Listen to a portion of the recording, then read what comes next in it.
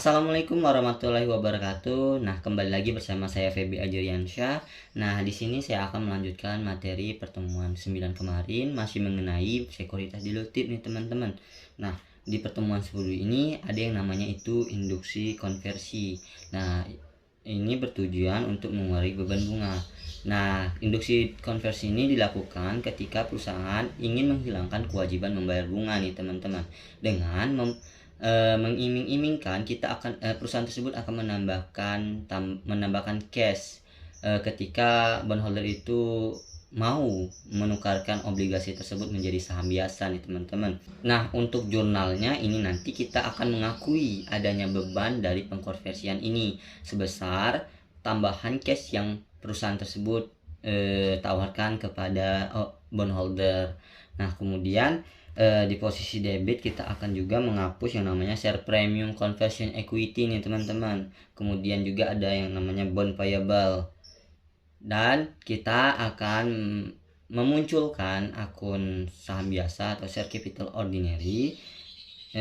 Kemudian itu di posisi kredit. Kemudian kita akan mengakui adanya pengeluaran cash besar, tambahan cash yang kita tawarkan kepada bondholder tadi nih, teman-teman. Kemudian barulah ada yang namanya share premium ordinary nih, teman-teman. Nah, sebesar selisihnya. Nah, itulah dari convertible bonds. Nah, selain convertible bond, nah ada juga yang namanya convertible preference share nih, teman-teman, yang merupakan contoh dari sekuritas dilutif nih. Nah, convertible preference share ini merupakan saham istimewa yang dapat dikonversi menjadi saham biasa. Nah, convertible preference share ini merupakan bagian dari ekuitas. Nah, maka ketika dikonversi atau dilunasi, tidak ada yang namanya pengakuan keuntungan atau kerugian nih, karena tidak ada pengakuan keuntungan atau kerugian dalam halnya itu kaitannya dengan transaksi ekuitas, karena ekuitas itu merupakan modal pemilik. Nah, kita masuk ke jurnal penerbitannya. Ketika menerbitkan saham atau convertible preference share ini, kita akan mendebitkan cash sebesar harga jumlah saham yang diterbitkan dikalikan dengan harga jual per lembar sahamnya nih. Artinya kita menerima cash nih dari penerbitan saham istimewa ini. Nah, kemudian di kreditnya kita akan munculkan saham istimewa atau yang share capital preference sebesar jumlah saham yang diterbitkan dikalikan dengan nilai nominal saham tersebut. Nah, kemudian selisihnya nanti akan kita catat sebagai share premium conversion equity, karena sifatnya ini kan dapat ditukar atau dapat dikonversi menjadi saham biasa. Nah, kemudian jurnal ketika terjadi konversi, maka kita akan menghapus yang namanya share capital preference di posisi debit sejumlah saham yang diterbitkan dikali dengan nilai nominal. Kemudian kita hapuskan juga yang share premium conversion equity. Kemudian di posisi kredit kita munculkan share capital ordinary atau saham biasa. Itu karena kasusnya ini ditukarkan kan, berarti ada saham biasa yang kita edarkan atau kita terbitkan sebesar jumlah saham yang diterbitkan dikalikan berapa lembar saham biasa yang dapat ditukar, kemudian dikali dengan nilai nominal saham. Nah, kita contohkan, yaitu jumlah saham yang diterbitkan itu ada 1000, kemudian dapat ditukar satu lembar saham istimewa itu dapat ditukar menjadi 25 lembar saham biasa, dan kemudian dikalikan dengan nilai nominal saham biasa tersebut. Misalnya ini dalam kasusnya 2, jadi ada sebanyak 50.000 nih. Kemudian selisihnya nanti akan kita catat sebagai share premium ordinary.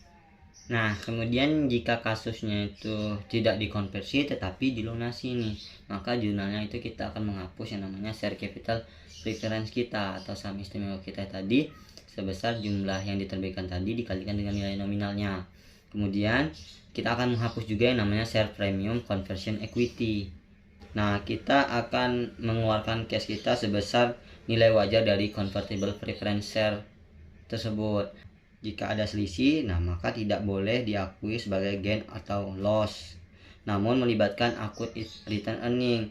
Nah, kalau lebih besar cash yang dibayar, maka akun return earning akan kita kurangkan di posisi debit. Nah, begitu pun sebaliknya, kalau lebih kecil cash yang kita keluarkan, maka kita akui return earning kita bertambah di posisi kredit. Nah, sebesar selisihnya tadi. Setelah convertible preference share tadi, ada lagi yang namanya ini share waran atau waran saham nih teman-teman. Nah, apa itu waran saham? Yaitu merupakan pemberian hak kepada pemegangnya untuk membeli saham dengan harga yang lebih murah dari harga pasar nih teman-teman, sehingga nanti akan berpotensi menurunkan laba per lembar saham.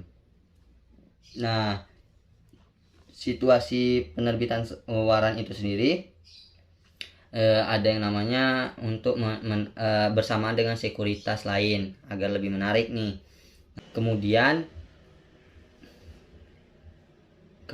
ada untuk memberikan hak yang didahulukan kepada pemegang saham yang lama untuk membeli saham yang baru diterbitkan perusahaan. Nah, maka ditawarkan dulu ke pemegang saham yang lama dan banyak memegang, kemudian baru ditawarkan ke pemegang saham yang baru nih. Nah, kemudian ada lagi yang namanya itu untuk dalam situasi sebagai bentuk apresiasi nih kepada karyawan ataupun direksi nih, sehingga karyawan tersebut senang ketika perusahaan memberikan saham. Nah, maka tujuannya itu untuk mengikat karyawan tersebut sehingga saham baliknya lagi nanti perusahaan. Nah, untuk situasi yang pertama itu diterbitkan dengan sekuritas lainnya. Nah, karena ada dua komponen, maka akan digunakan metode with and without. Nah, untuk memisahkan mana yang komponen liabilitas dan mana yang merupakan komponen ekuitas. Nah, waran saham ini ada masa berlakunya nih. Kalau tidak digunakan sampai masa berlakunya itu habis, nah maka waran tersebut tidak bisa digunakan lagi. Nah, maka kita harus menggunakannya sebelum masa berlakunya itu habis nih. Penerbitan waran saham bersamaan dengan sekuritas lain, contohnya obligasi bersamaan dengan waran.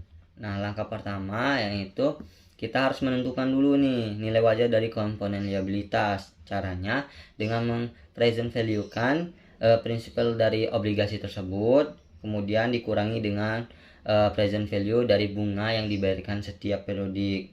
Nah, kemudian dapatlah hasilnya nanti yang akan dikatakan sebagai nilai wajar dari komponen liabilitas. Nah, kemudian langkah yang kedua, kita harus mencari nilai dari yang menjadi bagian dari ekuitas. Nah, caranya dengan mengurangi antara nilai wajar obligasi plus waran, kemudian dikurangi dengan nilai wajar dari komponen liabilitas saja yang telah kita dapat dari langkah pertama tadi nih.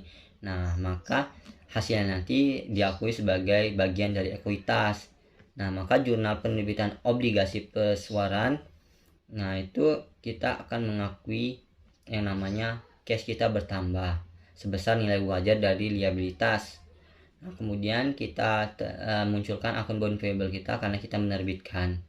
Nah, kemudian untuk jurnal yang kedua itu cash kita juga akan bertambah sebesar nilai dari komponen ekuitas dan kita akan mengakui yang namanya share premium, share waran.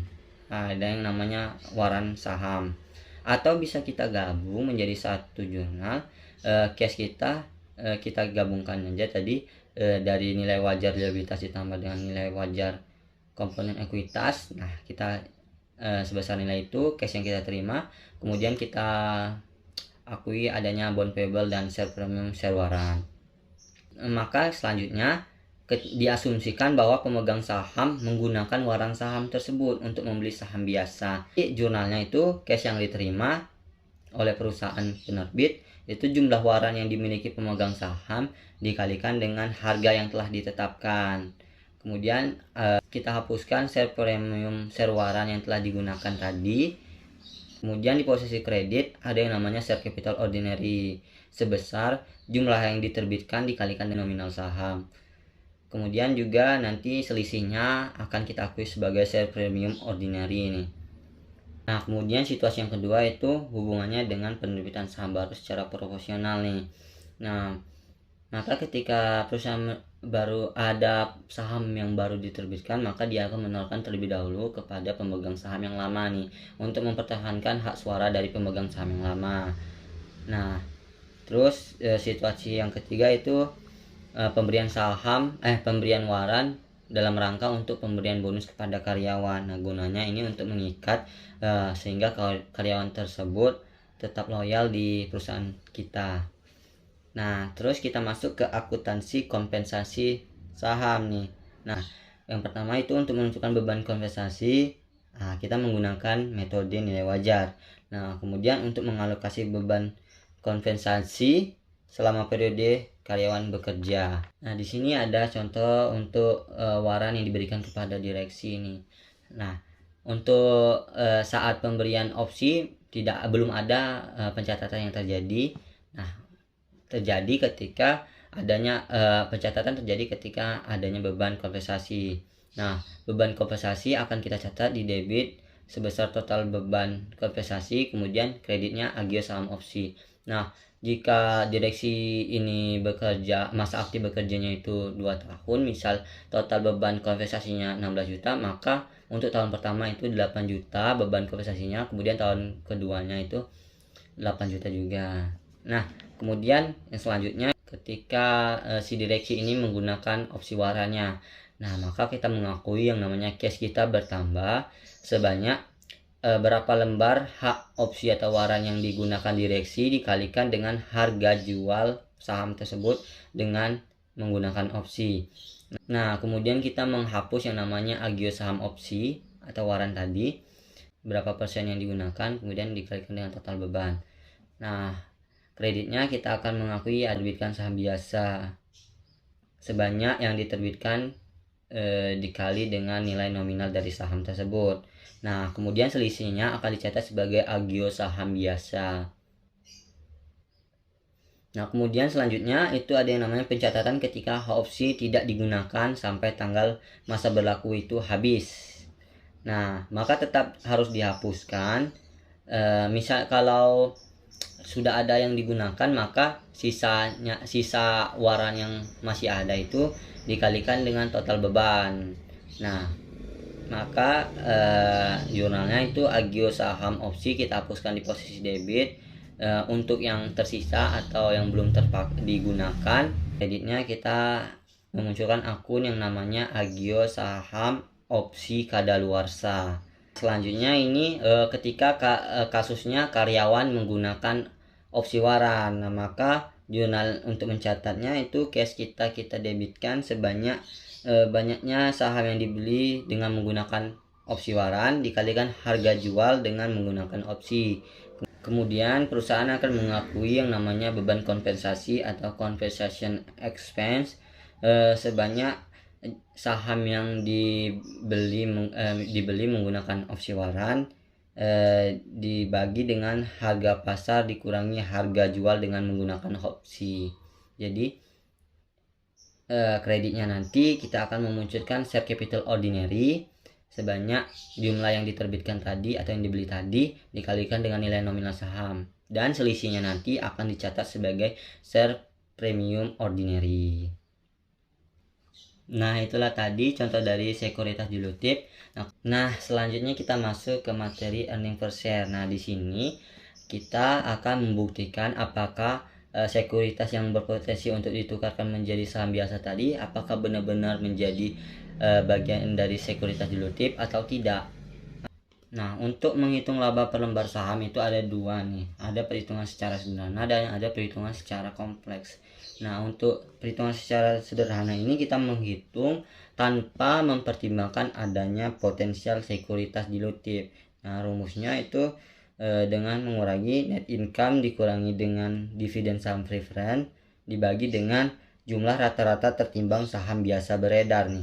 Nah, kalau untuk yang kompleks itu kita menghitung laba per lembar saham setelah adanya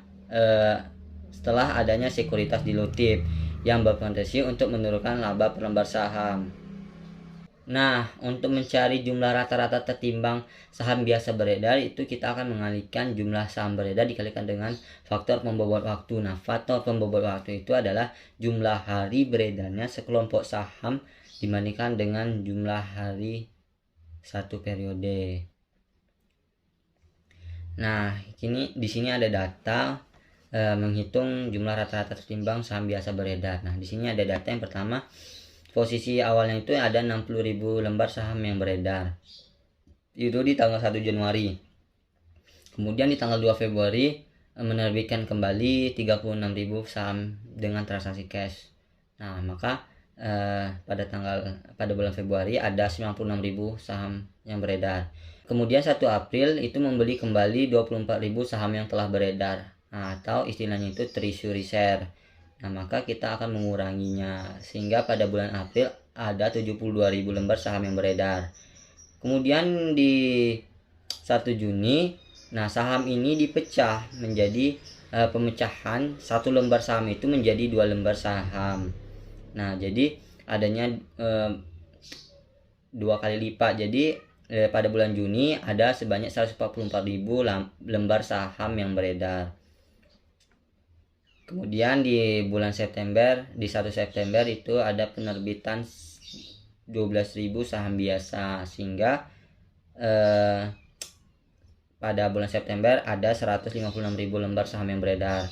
Dan di tanggal 31 Desember menerbitkan kembali 10.000 lembar saham, sehingga pada tanggal 31 Desember ada sebanyak 166.000 lembar saham yang beredar.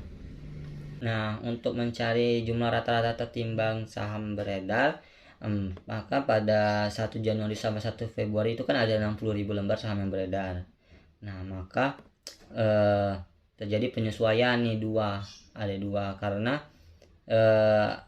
ada pemecahan saham di tanggal 1 Januari yang 1 lembarnya itu menjadi 2 lembar, sehingga ada penyesuaian sebanyak 2. Nah, kalau dipecah menjadi 3 itu penyesuaiannya menjadi 3. Nah, kemudian lamanya bertahan itu kan cuma 1 bulan maksudnya, dari 1 Januari 1 Februari. Maka dikali dengan lamanya bertahan saham beredar tersebut, nah, maka dapatlah hasilnya itu jumlah rata-rata tertimbang sebanyak 10.000. Dapatnya tadi 60.000 dikali penyesuaian 2 dikali dengan 1/12. Kemudian untuk 1 Februari sampai 1 April itu kan ada 96.000 lembar saham yang beredar, sehingga sama penyesuaiannya 2. Kemudian ada 2 bulan nih lamanya bertahan 96.000 lembar saham itu beredar. Nah, maka hasilnya nanti 96.000 dikali 2 dikali 2/12, maka hasilnya 32.000 dan menjadi jumlah rata-rata tertimbang. Kemudian untuk 1 April sampai dengan 1 Juni itu ada 72.000 lembar saham yang beredar. Masih ada penyesuaian. Kemudian ada 2 bulan saham itu bertahan. Nah, 72.000 dikali 2 dikali 2/12, maka dapatlah 24.000. Nah, pada tanggal 1 Januari tidak ada lagi dilakukan penyesuaian, karena pada tanggal 1 Juni ini dilakukannya pemecahan tersebut, sehingga setelah tanggal ini tidak ada yang dinamakan penyesuaian. Nah, untuk 1 Juni sampai 1 September itu kan ada 144.000 lembar saham yang beredar. Nah, maka dikalikan 3 bulan, karena lamanya dari 1 Juni sampai 1 September itu ada 3 bulan. Berarti 144.000 dikali 3/12 dapatlah 36.000. Kemudian dari 1 September sampai dengan 31 Desember itu ada 156.000 lembar saham yang beredar. Nah, ada 4 bulan dari 1 September sampai 31 Desember itu sebanyak, jadi dikali dengan 4/12, maka jumlah rata-rata tertimbang untuk periode ini itu 52.000. Nah, kemudian kita akumulasikan, dapatlah rata-rata tertimbang saham beredar itu 154.000 nih. Nah, maka kita akan melakukan penyesuaian terhadap laba dan juga pajak. Nah, kita masuk ke contoh soal. Itu ada PTA memiliki laba bersih sebanyak 50 juta rupiah dengan jumlah rata-rata tertimbang saham yang beredar itu 1 juta lembar. Nah, dia memiliki dua obligasi yang dapat dikonversi, yaitu obligasi A dan obligasi B. Nah, obligasi A ini memiliki 200 lembar dengan total nilai nominal itu 60 juta dan memiliki bunga 8%, diterbitkan di awal tahun dan dapat ditukar menjadi 200.000 lembar saham biasa. Dan obligasi B itu sebanyak 100 lembar dengan total nilai nominal itu 40 juta, memiliki bunga 7% dan diterbitkan itu tanggal 1 September dan dapat ditukar menjadi 90.000 lembar saham biasa. Nah, kemudian beban bunga tahun 2021 ini yang dapat diatribusikan ke komponen liabilitas ini yaitu obligasi. Itu untuk obligasi A itu 5 juta, untuk obligasi B itu 3 juta dan tarif pajak yang berlaku itu 25%. Yang pertama kita akan mencari penyesuaian laba bersih dengan cara laba bersih tadi 50 juta ditambah dengan penyesuaian beban bunga setelah pajak. Untuk obligasi A itu 5 juta dikali 1 dikurang 25% atau 1 dikurang 0,25, berarti 5 juta dikali 0,75 dapatlah 3.750.000 rupiah. Nah, untuk obligasi yang B ini ada lagi nanti 3 juta dikali 1, nah dikali 4/12 nih, karena dia diterbitkan pada tanggal 1 September bukan di awal tahun. Nah, dikali dengan 0,75 juga, jadi hasilnya 750.000. Nah, maka penyesuaian untuk laba bersihnya itu dijumlahkan semua jadi 54.500.000 rupiah. Nah, step selanjutnya kita akan mencari penyesuaian rata-rata tertimbang saham beredar. Nah, diketahui tadi di soal bahwa rata-rata tertimbang saham beredar tadi itu 1 juta lembar. Nah, kemudian ditambah dengan saham yang diterbitkan. Nah, untuk obligasi A ini karena diterbitkan awal tahun maka 200.000 lembar saham yang bertambah itu dicatat semua. Nah, untuk obligasi B karena dia diterbitkan pada tanggal 1 September maka yang menjadi itu cuma 4 bulan dikali 4/12 bulan dikali 90.000 sehingga cuma 30.000 lembar saham yang menjadi penambah. Jadi penyesuaian rata-rata tertimbang saham beredar itu sebanyak 1.230.000 lembar saham. Nah, selanjutnya kita akan mencari laba per lembar saham. Nah, laba bersihnya tadi kan 50 juta. Nah, maka untuk yang laba per lembar saham sederhana itu 50 juta dibagi dengan 1 juta. 1 juta tadi rata-rata tertimbang yang ada jumlah rata-rata tertimbang saham beredar yang ada informasinya di soal. Maka yang dasarnya tadi kan itu laba per lembar saham itu 50 rupiah. Nah, ketika obligasi ini dikonversi nah selanjutnya itu laba per lembar saham setelah obligasi ini dikonversi dengan cara 54.500.000 rupiah tadi setelah penyesuaian laba bersih tadi dibagi dengan penyesuaian rata-rata tertimbang saham beredar itu sebanyak 1.230.000 lembar, maka menurun nih laba per lembar sama menjadi 44,31 rupiah. Nah, jadi di sini terbukti bahwa obligasi tersebut menjadi merupakan sekuritas dilutif. Nah, sekian video pertemuan 10 ini. Kita lanjutkan lagi nanti pertemuan selanjutnya. Wassalamualaikum warahmatullahi wabarakatuh.